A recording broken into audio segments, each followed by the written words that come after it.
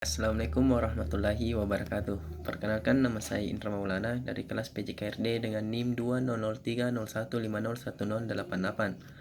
Pada video kali ini, saya akan menjelaskan materi dari mata kuliah belajar motorik dengan judul klasifikasi respon motorik dan klasifikasi psikomotor.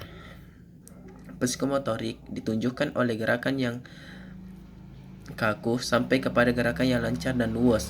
Menurut Depp, pada tahun 1970 memperjelasnya dengan mengklarifikasikan domain psikomotorik ke dalam 5 kategori melalui dari tingkatan yang paling rendah sampai tingkatan yang paling tinggi. Adapun contohnya adalah sebagai berikut. Pertama, imitation atau peniruan. Peniruan yaitu suatu keterampilan atau menirukan suatu gerakan yang telah dilihat, didengar, atau dialaminya. Jadi, kemampuan ini terjadi ketika anak mengamati suatu gerakan di mana ia mulai memberi respon serupa dengan apa yang diamatinya. Gerakan meniru ini akan mengurangi koordinasi dan kontrol otot-otot syaraf karena peniruan gerakan umumnya dilakukan dalam bentuk global dan tidak sempurna. 2. Manipulation atau penggunaan konsep. Suatu keterampilan untuk menggunakan konsep dalam melakukan kegiatan atau gerakan. Keterampilan manipulasi ini menekankan pada perkembangan kemampuan mengikuti pengarahan, penampilan gerakan-gerakan pilihan, dan menetapkan suatu penampilan melalui latihan. Jadi, penampilan gerakan akan anak menurut petunjuk-petunjuk dan tidak hanya meniru tingkah laku saja. 3.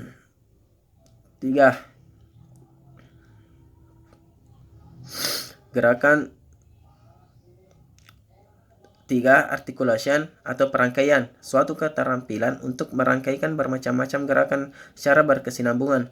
Gerakan artikulasi ini menekankan pada koordinasi suatu rangkaian gerakan dengan membuat urutan tepat dan mencapai yang diharapkan atau konsistensi internal antara gerakan yang berbeda.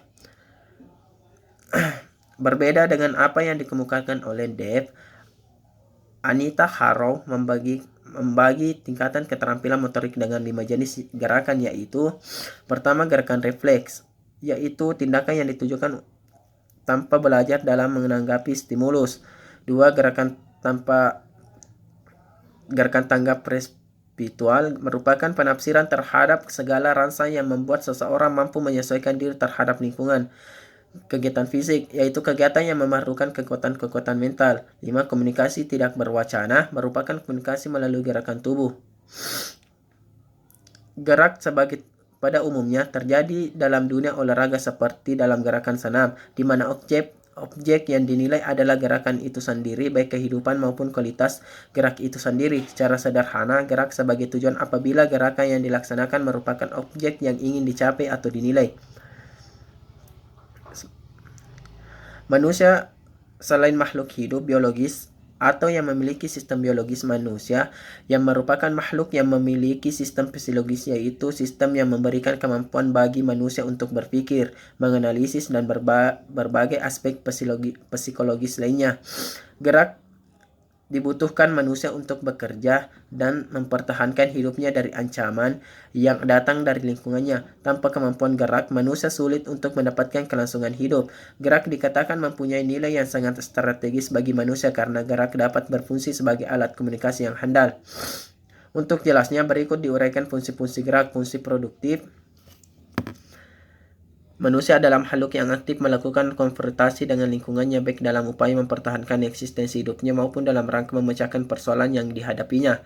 Fungsi eksplorasi manusia adalah bahwa melakukan gerak manusia dapat menyelidiki kehidupan ataupun aturan-aturan yang ada di lingkungannya. Fungsi personal maksudnya adalah bahwa melalui geraknya manusia dapat mengalami sendiri suatu pengalaman. Fungsi komparasi, melalui geraknya manusia dapat membandingkan dirinya dengan orang lain atau lingkungannya.